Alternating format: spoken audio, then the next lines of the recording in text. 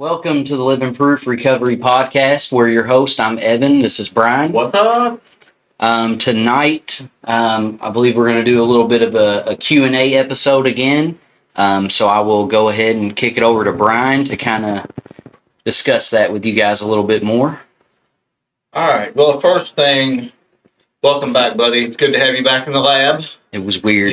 So it was kind of weird you not being here, but Chad stood in, did well. Yeah, it was a good one. So, but it's glad to have you. I'm glad to have you back. So, reached out to a few people that we know, in recovery, and had them submit some questions about sponsorship, step work, early sobriety, things like that. So, without further ado, we're just going to jump right in and get some of your thoughts, and we'll both kind of bounce back and forth about these questions and try to get in depth in them a little bit. So, let her rip. All right, first one. What do you do when you're not sure your sponsee is being truthful, like with working the steps and how they are feeling mentally and spiritually? So basically, if you're doubting what they're telling you as far as things you've asked them to do or where they're at. I mean, I guess it kind of depends who I'm working with and like where we're at. You know what I mean? So let's say you're in actively working steps. We'll use that parameter. Right. I'm thinking along those lines, but every sponsee is a little different, right? Oh, for sure, yeah. So we have to figure out how to navigate and how to approach certain sponsees. Yeah. Some sponsees I can talk to just rough and some I can't, yeah. So it just depends, trying to figure that out. If it's someone who, because at the end of the day, whatever the circumstance is, whatever a sponsee puts into it is what they're going to get out of it. So it's not my job to necessarily police them or make sure they're giving it their all. Obviously, I'm going to encourage that and explain to them that that's how you get everything we've gained through this process, right, is by giving it your all and being completely honest. If I feel like maybe they're not telling me everything, I can basically, I would just try to reiterate the importance of it and how important it is to clear this shit and get all this baggage off of us. But then I've also been in a situation to where I 100% know a sponsee is lying, and I just have to call him out on it. Yeah. And that's an uncomfortable one. I had you give them an opportunity first. Yes, to be honest. Let them hang themselves. Right. Yeah. No, I can think back to a couple years ago. I had a sponsee, and he was just lying to me, lying. And I knew, and I didn't like the situation that I was in at that time, because there were multiple people who, outside sources that were involved. And that's kind of why I don't typically want to sponsor someone that I know personally or were friends with in the past. Because, I had their employer telling me stuff, and, their girlfriend worked with, someone I know, and it was just coming. And so I already knew all these things. And then he would call me and like the world was burning down, and he would tell me something completely opposite. And I'm like, man, so, and when it come to his step work, it was, I just knew he was lying, and I gave him several opportunities to be honest, and I had to just call him out on it, right, and be like, dude, I already know the truth to all of this, and it was uncomfortable. But like I said in the beginning, it's just not necessarily my job to police someone. All I can do is encourage and stress the importance of getting everything out there and being honest. If you can't be honest your sponsor should be the one if you can't be fully honest with your wife, with your employer, with immediate friends and family, the one person you should be honest with completely is your sponsor. There's got to be some level of trust. Exactly. There. Like, Yeah. that's the one person early on that you should be able to open up all your dirt to. That's a good point. That's a good point. So Jeremy submitted this question, and he had asked me this question earlier in the week. And I told him, it's like, man, I just think this guy's lying. It's like, he probably is. Yeah, because that's what we do. I was like, yeah, he probably is. It's like, you got to learn how to trust your gut. I said, but also at the same time, I like to give people the benefit of the doubt until they show me, but, and what always shows me is their actions. Actions will always dictate whether or not they're really doing what they say they're doing or not. Just watch what they're doing. Yeah. If they're always breaking commitments, if they never have their step work that they took just when they show up, or they never have their book, or you ask them to read something, then you want to talk about it, and they don't have, you can tell they don't have a clue, like they didn't read it, so their actions will always tell if they're lying or not. Yeah. Because we like to lie. Yeah. We're good at it. That just like kind of triggered something when you said that Jeremy asked you this question because he thinks someone was lying, and it just brought memories of like previous sponsees of mine that sponsor and other guys and same type of stuff. Well, and then they act like they can't believe that they're lying. They're lying. I can't believe he would lie about it. Or I remember one of them had a sponsee that relapsed. Oh, God, man, I can't believe you relapsed. And I'm like, none of that should be shocking. No, I'm more surprised when they tell the truth. Right. I'm like, we lie, we cheat, we steal, we use drugs, we manipulate people. We do all of these. Like, it should not be a surprise that early on people are still trying to manipulate, lying.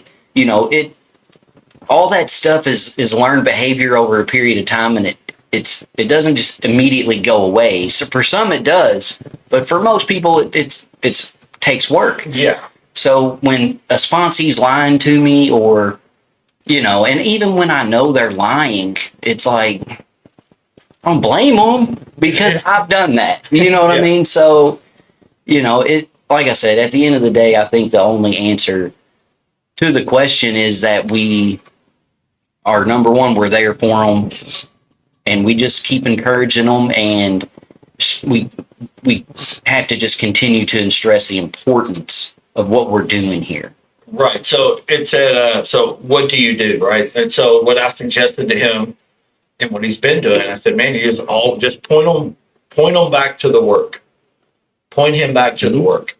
If he's been dishonest up to this point, okay, start over. Or wherever you need to start back at, pointing back to the book, pointing back to the work, just keep drilling the work, right? Because that's what's going to, if he does it, that's what's going to bring about that change that he needs, right? So just keep pointing back to the work. And we have to stress, right, that, and you kind of touched on this, that as sponsors, it is not my job to change you. Or to fix you. I can't. I can't fix you. The book tells us we don't chase drunks. Yeah. So at the end of the day, like what someone's willing to put in, like if you're only willing to go 10%, that's on you. Yeah. And that's I'm not going to chase you. I'm not going to chase someone to do the work. Right. You're either ready or you're not, and you want what we've got or you don't. And either way, it's fine. Right. It took me several attempts at, there was points where I was like, yeah, I want to be sober, but I'm not ready to do the work. Yeah. And it is what it is. So. That's what I've always told guys. Like in the very beginning, I tell them up front, hey man, if you give me 10%, you're getting 10% from me.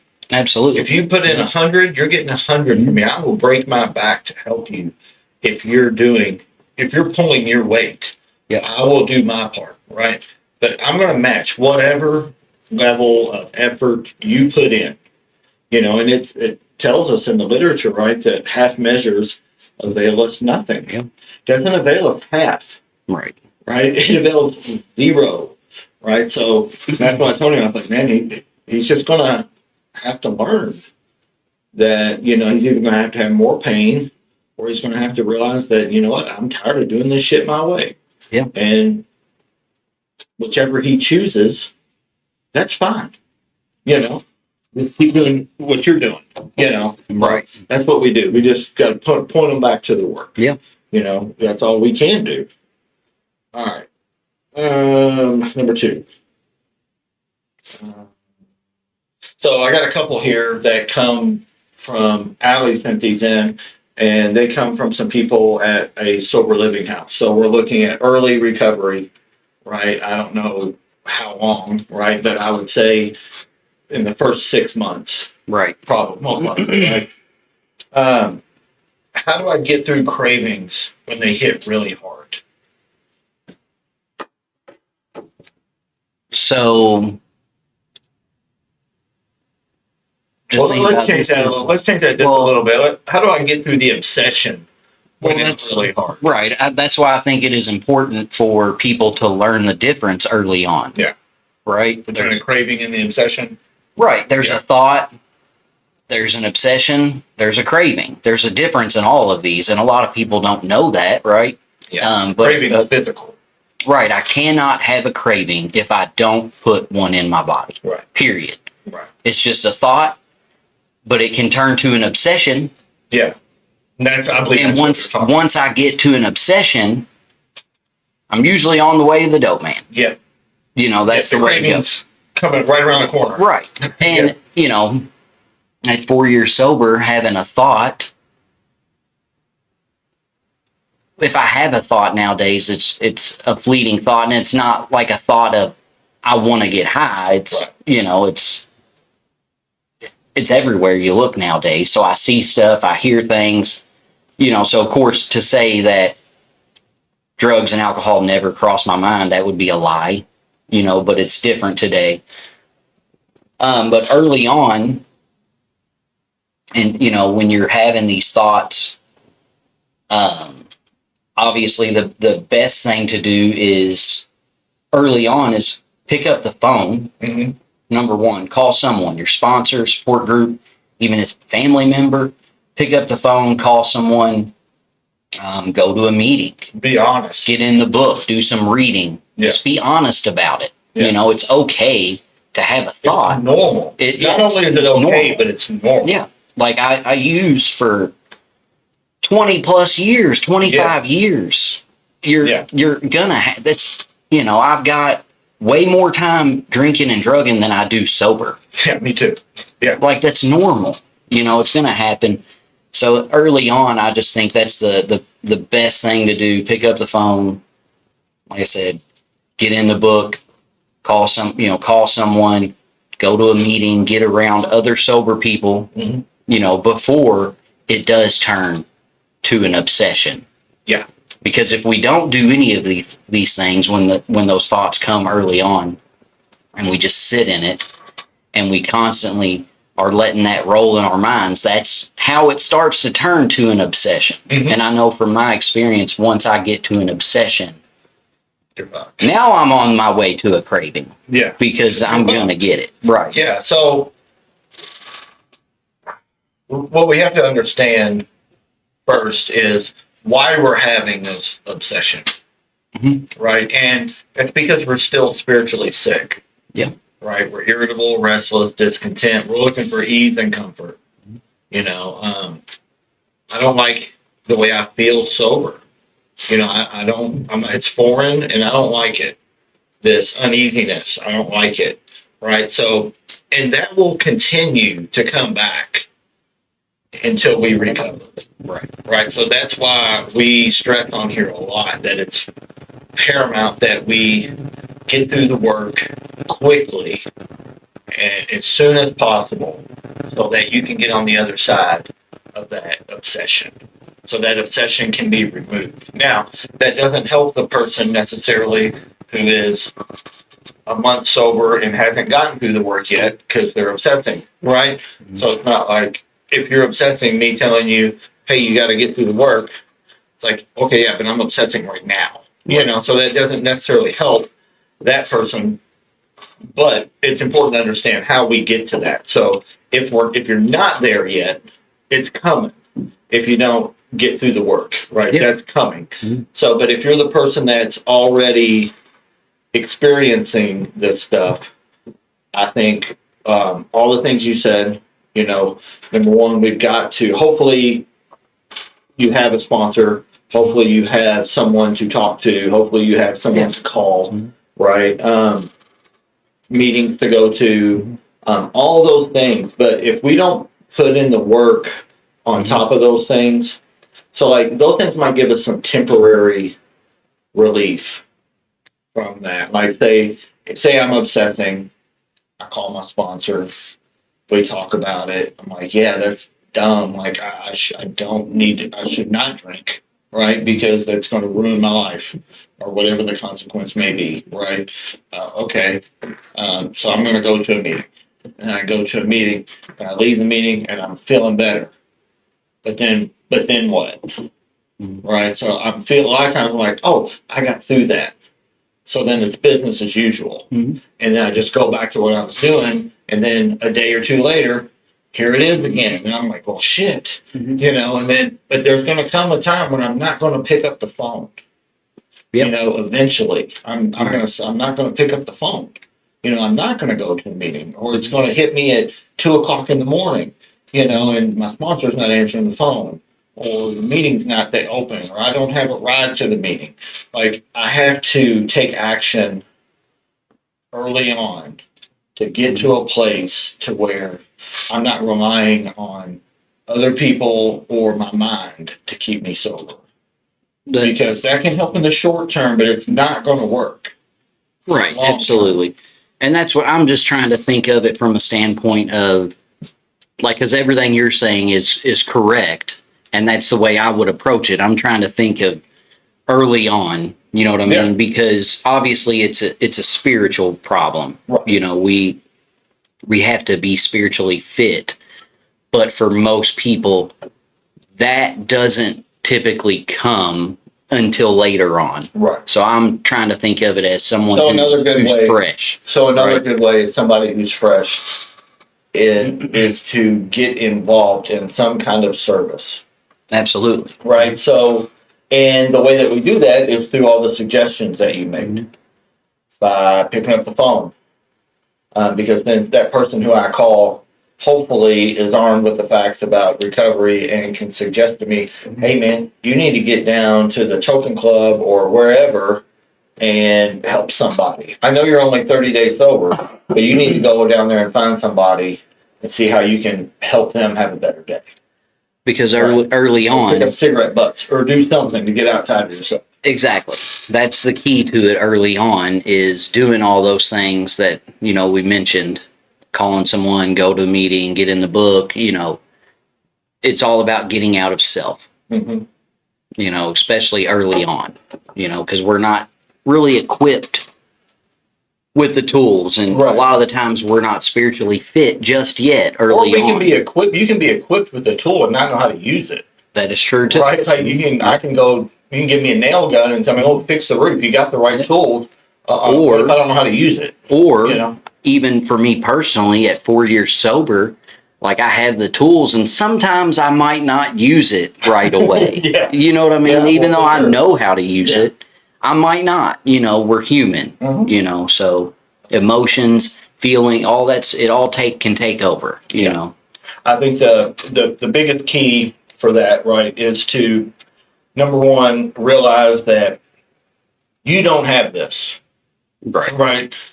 You don't have this. You don't got it. Mhm. So you have to get help from somebody. You know, whether it's in the meeting or on the phone, wherever. You know, you're not going to do it alone. All right. Number two, what do I do when I'm around people or places where substances are used?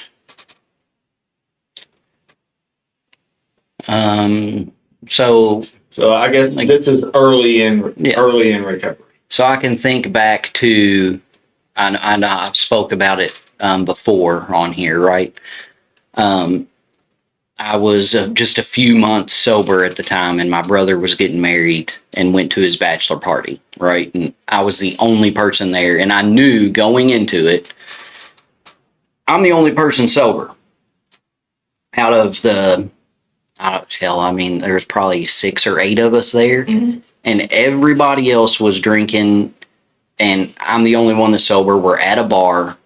So what did I do? Obviously, I let you and my sponsor and several people know where I was going and why I was going. My intentions and my reasoning for being there were pure, Right. right? I wasn't going in secret. I wasn't going with the thought of drinking or doing anything. Or trying to steal some kind of pleasure, secondhand. Right. pleasure It from- was, I'm yeah. strictly going to celebrate my brother at this time and be with my family and the rest of the groomsmen, right? Right. So as long as we can approach these situations that way, and early on, so now I'm to the point to where I can go anywhere and I can do anything I want, For sure. right? At Yeah. this point. It's a beautiful thing. Right. But early on, that was my plan was I'm going to the bar for a bachelor party where everybody's going to be drinking. I'm going to let my sponsor and my support group know where I'm going to be and when I'm going to be there. And I don't remember, but I was probably in contact with you guys while I was there I remember through either, text. but I don't probably- remember, yeah. but if I had to guess, I would say I probably was, or at least right before I went in. Right. And I put like a timeline on it, right? I think that's I knew I'm going to go and I'm only going to stay for an hour and a half, 2 hours tops, and I'm going to get out of there. Yeah. You know, they continued their party long after, and I could have been like, oh, I'll be the DD. right. I'm the sober one. I'll take you guys where you want to go. But I didn't want to do that, Yeah. you know? So Yeah. Get a cab. I knew right. Yeah. I let my immediate support group know where I was going to be, and I put a time on it. This is how long I'm staying max, and I'm leaving no matter what. Right. And that's what I did. Everything was fine. Never had a thought of drinking, even at a couple months sober, being in a bar. The thought never crossed my mind. So if it all comes down to why. Why are you going? Why are you going to be Yeah. there? What's your intention behind it? Yeah. Because we can't just run around life avoiding places where people are drinking or Right. now I'm not going to, it doesn't matter what my intentions are. I'm not going to go to hang out with somebody at their house when I know they use drugs and shit. Like, Right. What's the point? what's the point of that? Like, I'm just not going to do that. So you should just never be in that situation. Right. And if you are putting yourself in that situation, you got bigger problems that you need to figure out, right? So, yeah. So part of being spiritually fit is knowing when to leave. Mhm. But another part of it is also knowing when you shouldn't even go. Absolutely. You know, so Like, I wouldn't have just went to the Right. bar to hang out with them, Right. just to go to the bar to hang out yeah, with like them. It hey, was it's Tuesday night. We're going to the bar. right. It was a bachelor I'm not party. going. Yeah, Yeah. bachelor party. Sure, I can come, Right. but I'm not just. Oh, it was Derby. Yeah. Is when his bachelor. It was Derby day. I'm not just gonna go to the bar on Derby with you guys. Right, yeah. Like, You know, so I don't have much to add to that. Like, I think you covered it Mhm. pretty well. The only thing is that pops in my head is, and you kind of touched on it, is number one, having a time limit and having other people know what my time limit is. yeah, Or even if, so I had a similar experience fresh out of treatment, and I just flat out told people, like, hey, when I get uncomfortable, I'm leaving. Mhm. If I get uncomfortable, I might not get uncomfortable, but if I get to the point where I need to leave, I'm leaving, and I don't, Yeah. no questions asked. I right. don't need you telling me, oh, it's going to be all right, nothing like that. Mhm. Like, and if we can agree on that up front, I'm coming. If not, then I'm just staying home. Right. If you can't respect that, I'm not coming. Yeah.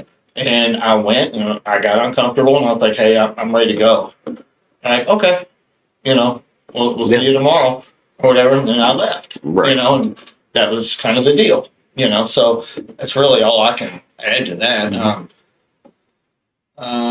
Let's see. How do I handle stress or emotions without using? I mean, I think that really kind of goes to the craving one, right? Yeah. So, And I mean, I guess the only thing I'll say is that's the beautiful thing about this is through the work, I've got to the point to where, and luckily, and I'll still go back to the refuge and Mhm. Dharma.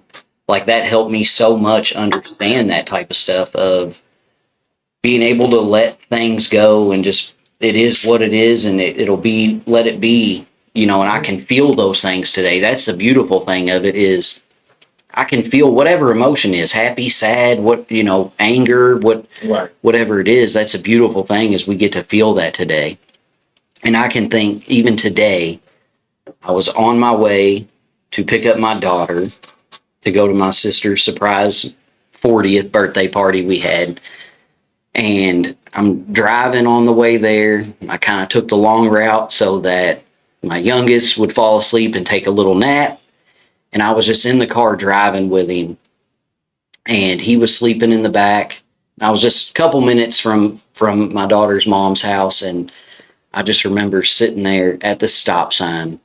And I was just looking out into the tree. It was just trees and stuff, Right. but I was looking at it and I was like, man, like, how beautiful is life today? Mm-hmm. That's what crossed my mind. I had a similar Was, experience today. And I was I'm just sitting at this stop sign and I probably sat there longer than I should have, but I was just sitting there looking into these trees. And that's literally what I was thinking. And the thought came to me about what it used to be like. Mm-hmm.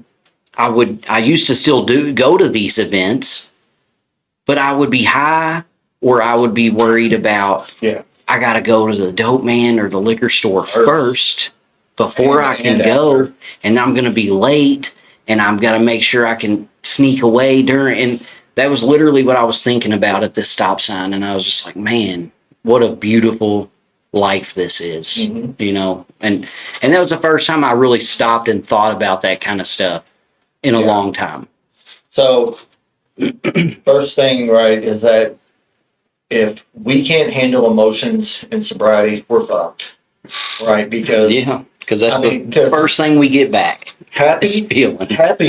is an emotion, Yeah. right, or a feeling. Sad. Mm-hmm. So whatever, and I'm assuming these people mean negative emotion or bad emotions, right? But the good ones are just as problematic, Yeah. So we've got to get to a place to where, and it all comes back, not to beat a dead horse, but it comes back to the work.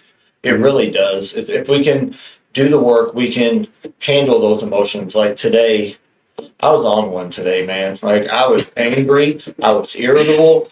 I sent y'all a text today. Yeah, I saw that. If you see me, if you see me on the news, it's because I beat up a kid. And I was just like, so Brandy had this concert today, and I'm not going to go into details, but some shit was going on there, and it made me really angry. And I was like, man, like I'm pissed, And it's like, but I can't show it.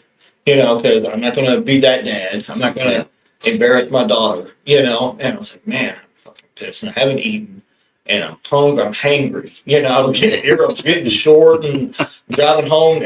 Nobody can drive. I'm just like, from home.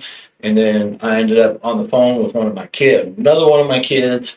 And I lost my shit on them. And I was like, shit. Like, why am I acting like this? And I had to go to Kroger. And people were acting crazy in Kroger. And I was just like, man. And finally I was like, all right. Like, why am I acting like this? And I was like, what's the program tell me to do? Right. So I got in the car and I just got still for like 3 minutes, and just prayed and just meditated for a minute and just calmed down. It's like, okay, what's the defect here? Being angry and being selfish and being irritable, what do I need to do? So I did those things that I needed to do. And been good ever since, But we're going to have emotions. Like, that's the point that I'm trying to make, is that we're going to have negative and positive Right. emotions. It's just part of being human, So, but how do I handle myself with them? I didn't handle myself poorly at the concert. I wanted to, it was like I really wanted to, but I was like, no, that's not what I do, And I had that same experience that you had. Is I'm watching my daughter, she's up there playing drums, this concert, and of course I'm tearing up because I can't go to anything like that and not cry, and I'm trying to make sure no one can see that I'm crying, right? I got something in my eye, Yep. and and I started thinking, man, like, how cool is this? Like, and other people around are upset as well, and they're wanting to just go crazy, and I'm like the voice of reason. It's just like, man, this is so much different than it used to be. Even though I want to act like they want to act, I'm not going to. So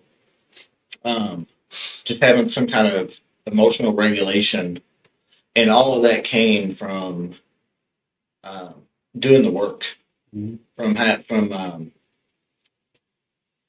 a psychic change. Is what it comes from. It's crazy how most of it always boils down to that. Yeah. Yeah, everything boils down to it, really. I mean, it really does. We could just simplify everything and just say, we're not going to read any more questions, just do the work. Yeah. Trust God, clean house, help others. Mm-hmm. Episode's over. But we're not going to do that. Right. Because we're going to do an episode. All right. Where was that? What should I do if I feel like giving up or thinking about relapse? Give up. I'm just kidding. I mean, it's not an option. It can't be an option. No. And it just can't. That's for me nowadays.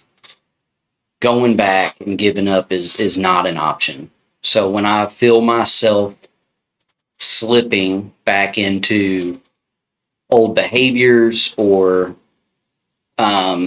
moods, and I'm not perfect, but I always know how to get grounded again, right? I'm always able to see what I'm not doing. And typically, it starts with my prayer and meditation. Mm-hmm. And that's when things start to get haywire. Yeah. In this crazy fucking head of mine, So I know for me, it's just not an option. And that's where I clung to the say yes. That's what really got me going, and that's why that stuck with me so much, because it's just, yes, I'm going to keep going. Like, quitting is not an option. Right. I'm going to keep doing the work and do the hard stuff, and that's what I'm going to do. So it makes me think of, if you haven't watched it yet, go back to episode 2, Hillbilly Buddha, right? We did an episode with Jace, and we were talking about a first step experience. Mm-hmm. Have you really had a first step experience? Because if you've had one, then giving up or thinking about relapse as a solution to whatever's going on, you're probably not going to have that feeling, right? And that doesn't mean that we don't think about using, I don't mean to say it like that, but what I mean is, if I've truly had a first step experience, and I know that I'm going to die if I don't do this, then that motivates me. That propels me through this process that we've been talking about, of this work, right? And that will light my ass on fire. And it will get me to where Like, come on. Like, okay. Yeah, we did step 3. Like, let's get on step 4. Like, Yeah. I want to do this. Like, I want to go. Like, I want to Yeah. go. And even if my sponsor's like dragging his feet, hey, I need to go get a new sponsor. Like, I'm trying to do this work, dude. Like, Yeah. I don't want to die. Right. So if I'm desperate like that, then I'm probably not going to have those thoughts. Right. Right. Because if I'm having them thoughts, that means maybe I'm going too slow in the process. Right. Now, that's not one size fits all. Right. Like, there's exceptions to that for sure. You know, there's going to be thoughts and things like that. Right. Like, this is hard. You know, like, Yeah. like this is hard. Yeah, I want to give up. But okay. But if I give up, I die. Yeah. That should be the thought process of, if I give up, I die. So I weigh these out, right? Do I want to die, or do I want to do this uncomfortable thing? You know, because they're both uncomfortable. You know, Yeah. so Yeah. do I want to do the one that has hope of something good at the end of it, or do I want to keep going, doing what I've always done, and end up with the result that I've always gotten? Right. So that's kind of where my head goes with that. Last one from the Sober Living House. I like this one. Is how long does it take before staying sober feels easier? And this is going to differ Yeah. with I mean- people, right? There's not like it's like, hey, at 47 days, Right. you're sound. Yeah. You know? And I'm just trying to think back to different periods of my life, different periods of sobriety that I've had. You know, because there was times where I'd been sober that, like, I remember the first time I ever tried to get sober, and I was forced into it, right? While I was locked up. And there was a lot of that time where it was like, man, this is really hard. Like, I want to drink, I want to use. Like, it was hard. I'm not going to say it wasn't. But I also wasn't ready, right? I just didn't want to do 10 years in prison. So it was hard at that point. This go around, I was ready. I was finally ready. I finally had enough pain and misery, and through the work, I mean, the desire left me pretty early on. Within the first couple months, the desire was gone. There was no desire to drink or drug anymore. And for me, I don't know the timeline for when it gets easier, but I know for me, this go around, this last 4 years has been the easiest for me because I immediately got to work. Submitted to the process. I did whatever was suggested. I listened to other men and let them show me how to live.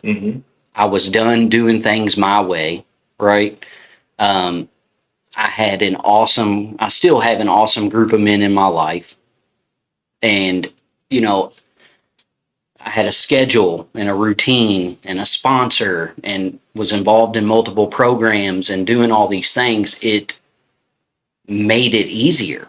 Right. That's what it is. That's what made it easier, is that I had so much support and I was doing so many things for my own personal growth at that time, right? Because in the beginning, we always want to try to help someone even early on, but I believe early on is more selfish. This is a selfless program, but Right. early on in my recovery, I had to be selfish to heal and to, you know, do this work and free myself. I had to be a little more selfish then. Right. So I don't know when that is. It's going to be different for everyone, I guess. But I do know that if you really give into the process and put your all into doing this step work, and cleaning out all the shit, everything I didn't want to tell to you or to my sponsors, and and just free myself. That's what it was all about, was freeing myself so that I could fully be of service to other people. So I know for me, this last 4 years has been the easiest, but it's the first time I've ever fully been involved in all sides of the triangle Mm-hmm. and really put my all into it. So Right. I don't know the answer. I just know what it was like for me. So here's my take on it, right? I think this is as close as we can get to an answer. However long it takes you to do the work, Yeah. that's the answer. Like, that's when it'll get easier, right? So if you take a year to work the steps, then it's probably going to be a year. You're probably going to Yeah. struggle for a year, and you're going to be fighting it on a daily basis for a year. If you do it in 30 days, it's probably going to take around 30 days. Mhm. And you don't get me wrong, there's times, then there's experiences that people have halfway through that it starts getting easier as you start, maybe after you do a fourth and a fifth step, like all that weight's off of you, and you're motivated and you start feeling it gets easier, right? That might not be the case for everyone. That might happen after you've made a couple of amends, but through that process is how it gets easier. So the longer we take to get through that process, the longer it's going to take, and the odds of us withstanding that daily fight gets smaller, right? So that we talk about it all the time on here, that window of opportunity, right? So if I have a sponsor who is dragging their feet and slow walking me through the steps, doesn't mean that I can't recover that way. The odds of me making it a year go down. Right. It can happen. It happens.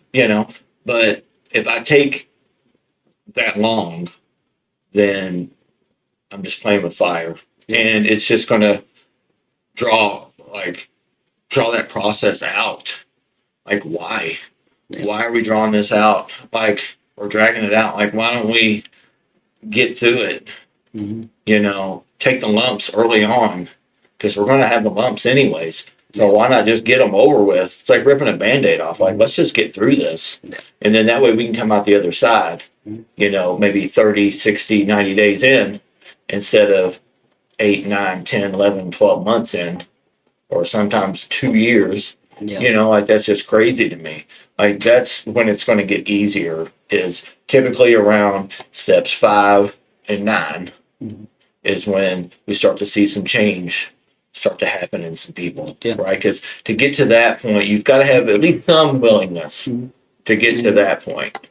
And the only thing I can think to contribute to that is going back to, because I know people who have worked the steps, and I hear them in meetings, and they might have multiple years sober, and it's still hard.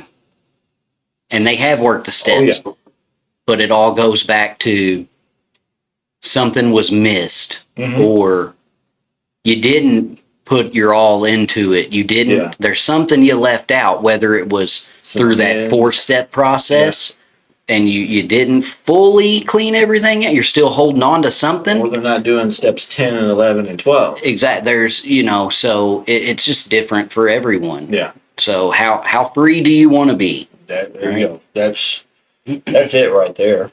How free do you want to be? Somebody told me, hey, you can have all the dope you want if you just finish these 12 steps. Like, man, I'd have them done in 20 minutes. Right. Like, I'm already done, bro. Right. They're already done. Right. I already did them thinking you might say that. So they're already done. Yep. So how free do you want to be?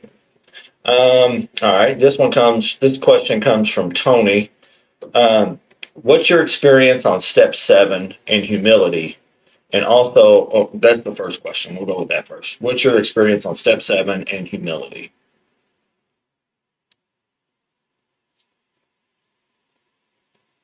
So as far as, you know, Humbly ask him six to and- remove right. my shortcomings, these shortcomings or whatever.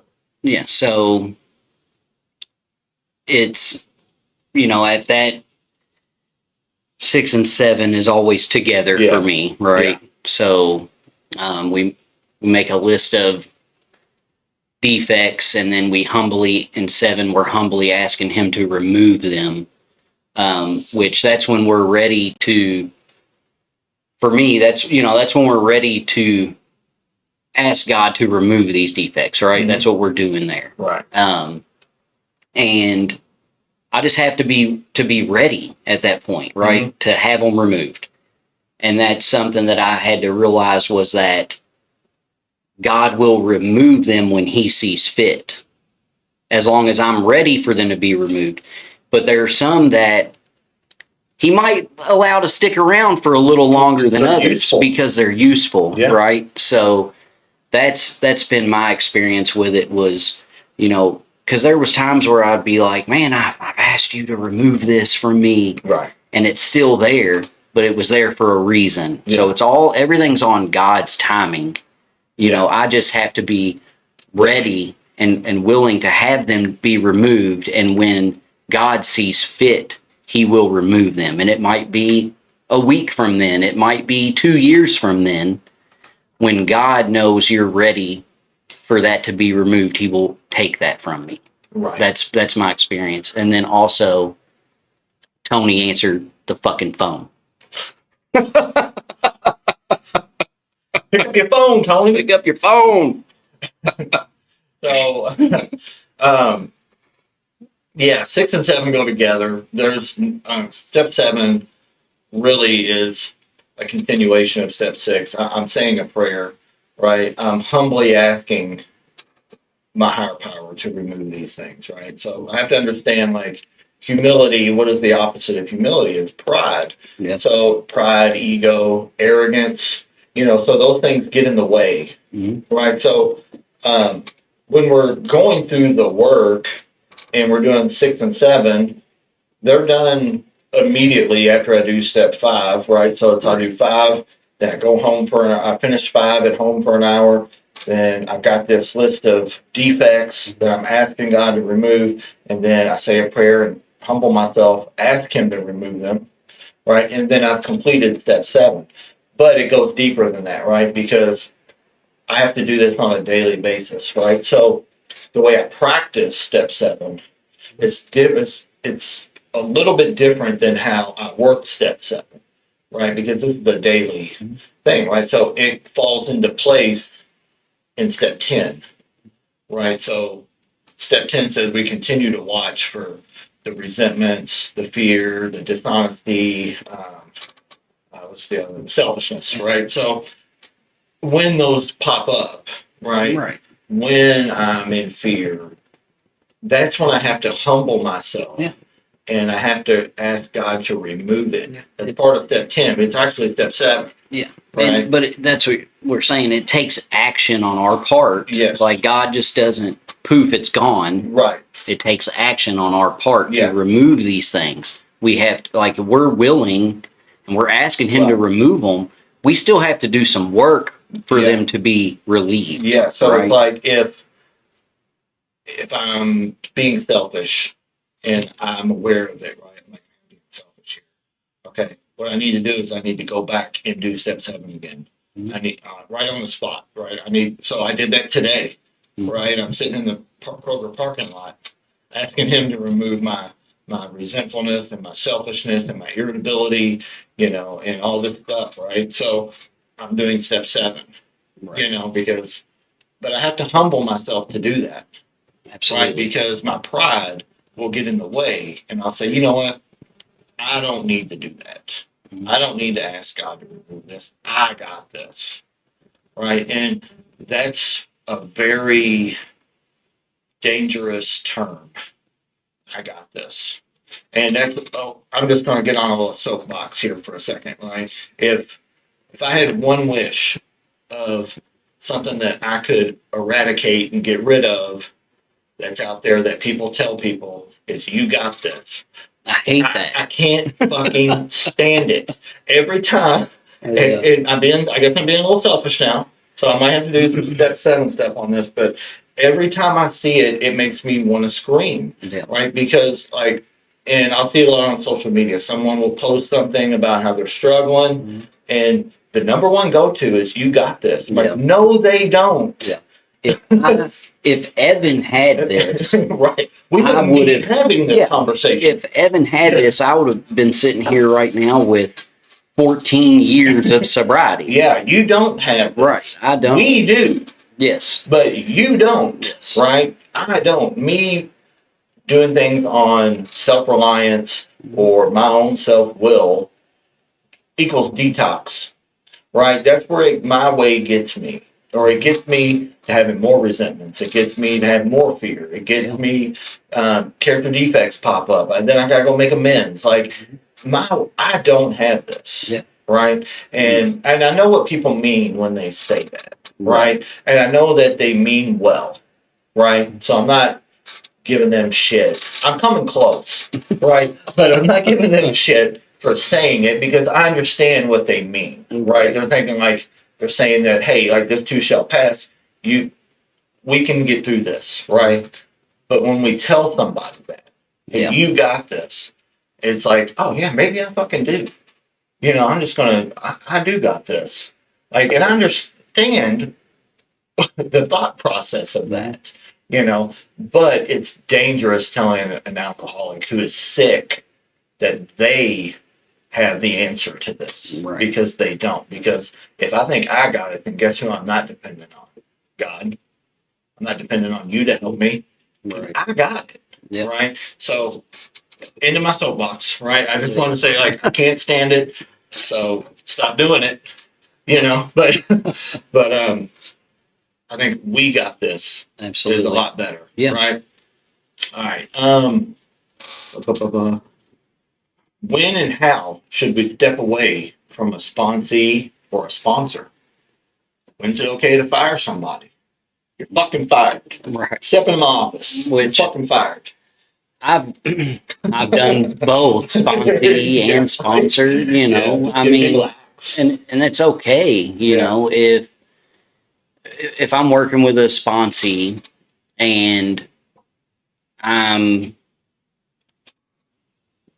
giving them the suggestions of what needs to be done and what's expected, if Right. I'm giving up my time, Mm-hmm. because Respect thing. right, it's a respect thing. And I have 3 kids and a wife and a full-time job and sports and all this stuff going on. If I'm willing to make the time to meet with you and do this work, I expect you to hold up your end of the deal Mm-hmm. and do the work. Yeah. And Regardless of how you feel. right, Show right. up. So, it's, and I've had to do that. I've had sponsees, we're supposed to meet on this day at this time, and they show up without their work, or they cancel on you, Yeah. and I'll give them a few chances. Yeah, for sure. It ain't like immediately because I Yeah. get it. I Yeah. was there too. Yeah. But I always make that very clear in the beginning, like, Yeah. I'm going to give you whatever you put into this, Mhm. I will give you in return. Yeah. And I mean, I don't know what the timeline is. It's different for everybody, I guess, how much you're willing to take and what's your time worth, because my time is very valuable today. Right. Right. Um, So what about a sponsor? What about going about getting a new sponsor?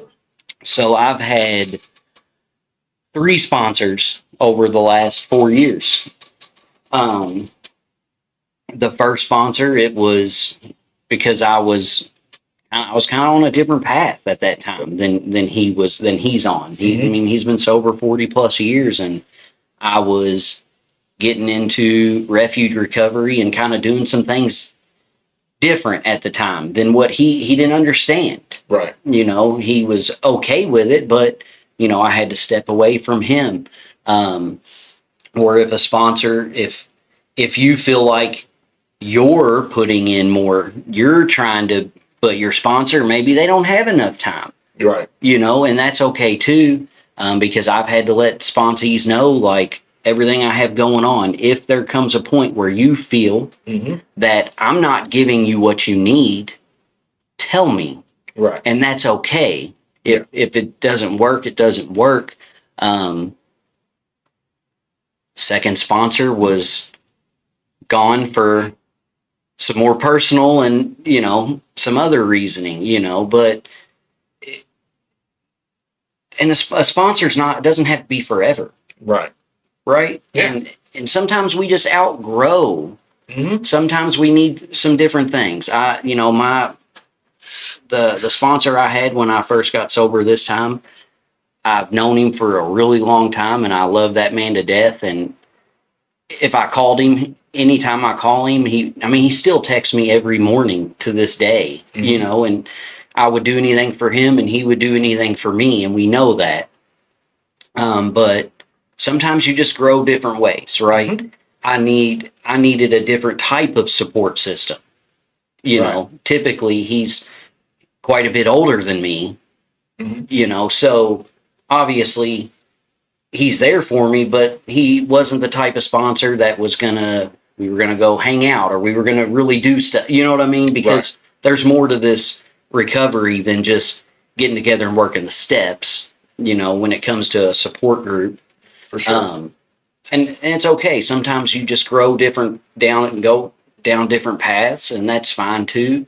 If you ever have a sponsor and you're thinking, okay, maybe I'm growing in a different direction and I need to get somebody else, and you go to that sponsor and tell them and are honest with them, most of the time they're going to be okay with it. And if they're not okay with it, great decision. You made the right choice either way. Yeah, as long as you're respectful about it. Yeah. That's my whole thing is I'm on my third sponsor as well, and the first one, just like you, we had the same sponsor and it was some personal stuff that went on. And so that was more of the severing of those ties was a little different than it typically would look like. Right. My second sponsor, it wasn't anything personal. It was like I was looking just for a different experience, and I handled it respectfully. I went up to him and said, hey, I let him know what was going on. I didn't ghost him.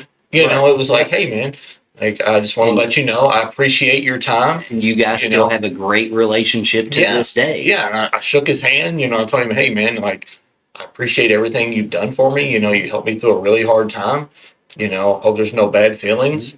Still love you. Still want to talk to you. Still want to see you. But I'm going a different route. And he was cool with it. He was like, okay, good, man. I just want you to be healthy. I was like, all right, good. So, but I've had people. So the first part of that question, right, responsees, it's I don't know if I've actually ever fired one. They usually quit. So, they usually vanish. When you get a little tough. I have suggested strongly several times that, hey, maybe I can't help you. Maybe you need someone else. I'm not firing you, but here's what I have to offer. Do you want that? So if not, that's cool. I've had one sponsee that I've actually I actually just had to just flat out tell him, like, hey, man. And what it looked like for me was, we lived an hour away from each other. Right. And we met the first time, and I told him, okay, this is what we're going to do. This is what's expected. You don't have a car, so I'm coming to you, and I live an hour away from you. Right. So when this is set up, like, we're going to do this thing. If I'm driving an hour to you, you're going to be respectable, and we're going to do this thing. And it always came down to, do we need to, we're in the book. Do you want to physically read this together, or do you want to read it on your own? Let me know when you're done and we'll review it. Giving him all the options, and he just never put any action into it. Yeah. And then it would be 3 weeks later, and he'd pop up and be, well, I'm still not done, but I wanted to check in. And I'm like, well, where have you been? Like, what have you been doing? And he just wasn't, it just wasn't working out. I'm not going to say he's not ready. I don't know that. Right. But, I just gave him so many opportunities, and it just got to the point to where I was like, look, man, you're now randomly messaging me out of the blue. We're wasting each other's time. I told you we were going to meet 3 weeks ago. You ghosted. I never heard from Right. you. You were supposed to call me at this time. You never called. Now it's 3 weeks later and you want to meet today. Like, and I just had to tell him, Yeah. you know, I want the best for you, but I think it's best that you find someone who is local that can take you through this process because this isn't working out, Right. you know. So I've only had to do that once, and he understood that. Yeah. You know, I wasn't a dick about it. I Right. just told him this is what it is. This isn't going to work this way. Yeah. You know. Yeah, I mean, I don't think there's anything wrong with that. You know, all right, last one. Where do you think sponsors go wrong? I love this question. This is a good question. Where do I think sponsors go wrong? This is where we get to take In- everyone else's inventory. Yeah. I mean, in what aspect though? You know, as 'cause- far as, so I'll go ahead and answer it, and that'll maybe kind of give you an idea of where my mind's at with it. Right. I think sponsors go wrong when we try to raise our sponsees. Right. When we try to be their parents. Right. When Yeah. we try to be dictators. Right. Yeah. So when I try to dictate who you date, when you date, Yeah. where you go, where you work, what you eat for dinner, things like that. I think we go wrong with that, right? Because none of that's any of my business, Right. right? So that's not my job, right? When we step outside of what our purpose is, I think that's where we kind of get squirrely and we can get Yeah. off track a little bit, right? And we can go wrong there. I think we also go wrong when we don't hold people accountable Okay. or when we don't have a sense of urgency when it comes to doing the work. When it's like, oh, you go to, and I've heard this more than once, so I don't know how prevalent it is, but I know it's out there, right? Is when someone will get out of treatment, but they're still going to IOP, and they'll come in. So I used to see this a lot when I worked in IOP, right? They would come in and say, get you a sponsor? Yeah, I got a sponsor. Okay, cool. You working the steps? No, he's telling me that I need to wait until I'm done with ILP and I have to hit 90 meetings in 90 days. Then we can start on the steps. It's like, get a new sponsor, Yeah. right? Because they're doing you a disservice. Yeah. I'm sure they're a great guy, This is, but that is not, yeah. that's not desperate. There's no urgency to get well, Mhm. and then I know one of those guys died. So, and a lot of them would relapse and they'd be like, I'm doing what I'm supposed to be doing. I'm going to IOP. I got a sponsor. I'm going to meetings. It's like, yeah, you got a sponsor, but you're not doing any work. Right. Like, that's where I think we go wrong is when we're more concerned about who they're dating and where they're working and how they feel rather than, hey, like, let's get in the book. Yeah. Let's do the steps. Yeah. Because that's my job. So I guess I was kind of wondering, like, what aspect were we talking about where they go wrong? That's kind of where my mind was going. But like, I can agree with all of those things. As far as I've never told a sponsee not to be in a relationship. Maybe I have suggested like, hey, it is more important to be able to fully focus on yourself right now. For sure. But if you get a girlfriend, I'm not going to tell you not to do it. Right? Not my Or business. here's usually what I like to tell them. Like, look, it's not my place. I'm not, it says in the book, right? We're not the arbiter of anyone's sex life. Right? It's not my business. Yeah. But hey, if you want to have the relationship, man, let's do this work. Do the work in 30 days, then go have the relationship. Right. Like, get on some solid footing, Yeah. so that you can actually be present in that relationship. Yeah. So. And again, like, sometimes a sponsor can go wrong, I guess, when they want it more than their sponsee. That's a good You one know, too. Yeah, for sure. That's part I've of done it. that. Yeah. Early on, I was Yeah. I doing have that too. every time. Chasing drunks. Yeah. That's where we can go wrong because then we're taking Time away we're from taking others. away from helping someone else that's ready and really wants it. I would never tell someone to go to 90 meetings in 90 days because I didn't do it.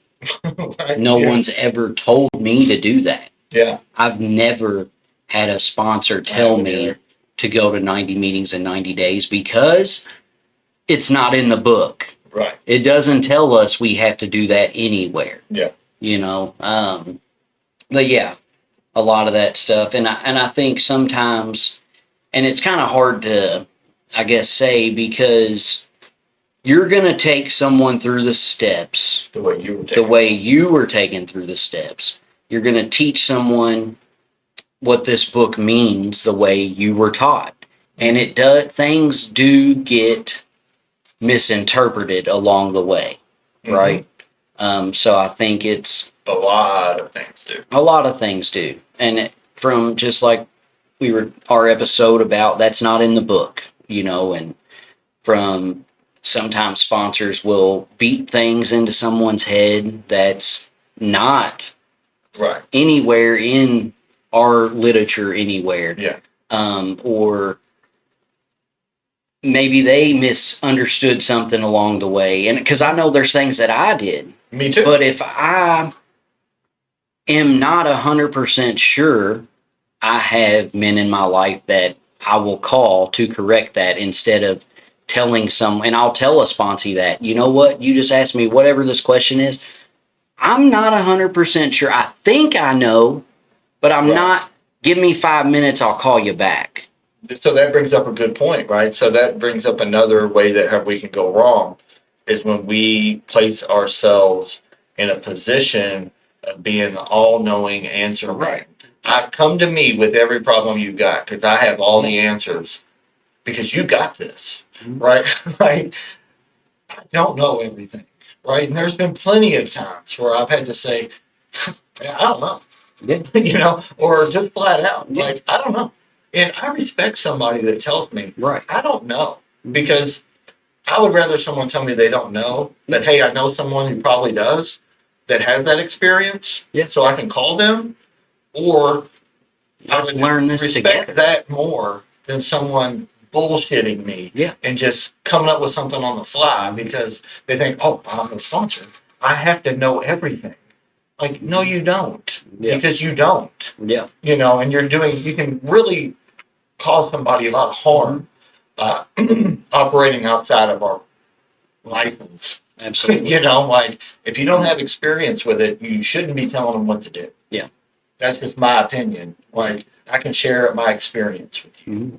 Like, if I don't have experience with it, it's like I can help you find someone who does, And and I, then we can go down that route together, right. right? But I don't have to know all the answers. Yeah. And I guess another thing is, you know, it just maybe kind of goes with it, maybe it kind of don't, is when it comes to meetings, you know, a lot of the times I'll go to meetings and a lot of the people that share in a meeting, I know, you know, hey, they might have a lot of sponsees, and I think that sometimes people just feel like they're supposed to share, right? Yeah. Because there's most of the time when I go to a meeting, and it's kind of going back to what you were just saying, most of the time when I'm in a meeting, I don't share. Mm-hmm. And like I'll talk to people before and after, but most of the time I don't raise my hand and share. And the reason for that is because I don't know shit. Right. I'm not just gonna Say something talk to just to talk. be saying it. Like if I don't know, I don't know.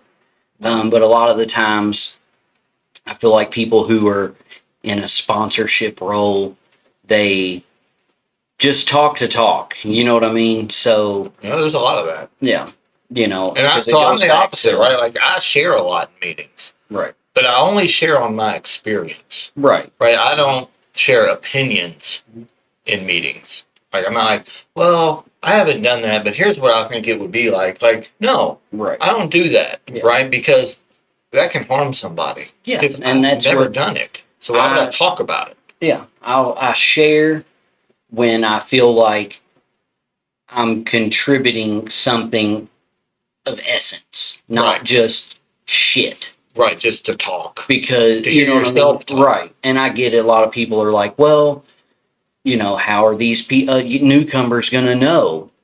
Right. Like you don't share enough. How are they going to know?" Well, that's when I need to put myself out there to talk to people before and after. Yeah. Right. Right. Because a lot of the times I would rather go in a meeting, and that's I went a long time through sobriety at different points to where I had that mindset of I got this, Mm-hmm. and I would just say shit in meetings. Every meeting I went to, Just I would share. regurgitate something Yeah. you heard at another meeting. Right, I would share every meeting I went to, and this go around, I would rather sit back because I don't know shit, and I don't got this, and I know that today, right? And I still get sponsees. Right. I'm still able to help other men. Well, it's because you're still putting yourself out there. Right. Before and after. Mhm. Right. So, have you ever seen this guy? You probably have, right? And I'm not talking about someone in particular, but just this archetype or whatever. The person that will come up to you before the meeting and tell you what's going on with them, and they'll get done telling you, then they'll go to the next person and tell them what's going on with them. Then they'll find one more person or two more people and tell them the same thing. And then the meeting starts and they share it in the meeting.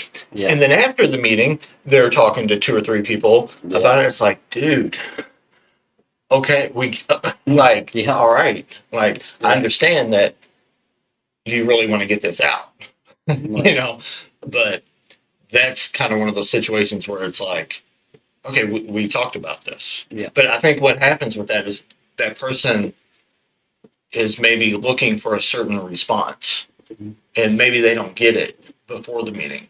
Right. So it's like, I'm going to share on it in the meeting because there's no crosstalk.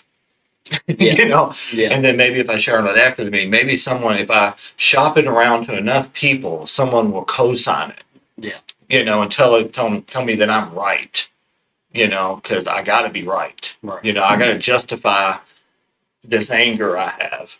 So I don't know. That just popped in my head because I've seen that several times. It's like the whole problem shared is a problem halved. My favorite. It's like, well, if I share it 8 times in a meeting, I guess I'm in the I'm in the negative, right? So the next problem doesn't count because I'm so far in the negative, or something like. I don't know how that works, but I don't know. That's another soapbox of mine. But it's just me taking other people's inventory again, But whatever, it's what it is. Yeah.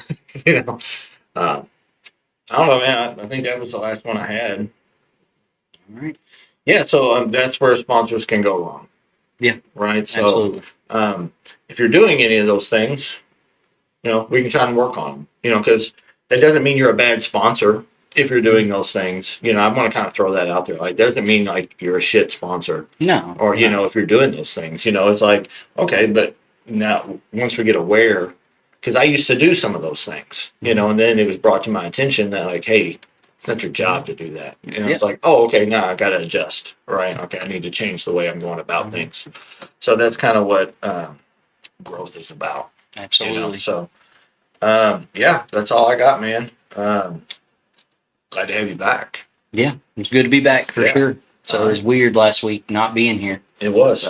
So if you guys, anybody out there, if y'all are watching this episode, if you have any other questions that you would like for us to answer, whether it's about step work, sponsorship, meeting etiquette, how to start a podcast, anything about our recovery personally, it's all on the table. Absolutely. Right? So you can send a question to me or Evan or to our Facebook page, or you comment on the episode, whatever, we check that stuff. So love to hear from you guys.